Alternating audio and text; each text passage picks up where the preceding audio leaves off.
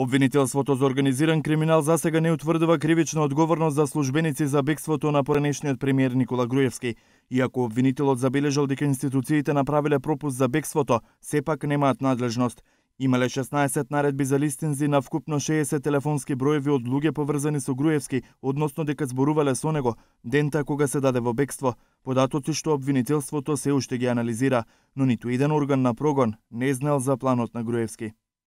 Надлежниот обвинител, преземајќи действија во предметот, сослуша вкупно 56 лица, од кои 28 полициски службеници од граничните премини, 6 мина членови на обезбедувањето на осуденото лице Никола Груевски, 5 службени лица од Министерството за внатрешни работи и 17 други лица.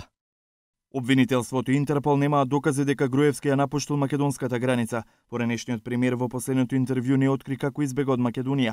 Обвинителството негодува дека албанските колеги не им ги дале снимките од граничниот премин, но и од камерите во околината на унгарската амбасада во Тирана, каде Груевски побарал политички азил.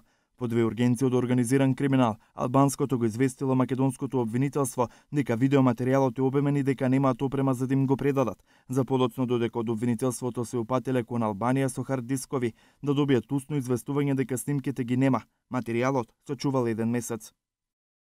Обвинителството заради обезбедување докази и утврдување на фактите во предметот издаде наредби за одземање на снимките од видеонадзорот од камерите на Safe City системот во Скопје, од повеќе хотели и други објекти од патниот правец кон Шпилје и Дебар, од аеродромот во Скопје, како и од сите гранични премини кон Република Албанија.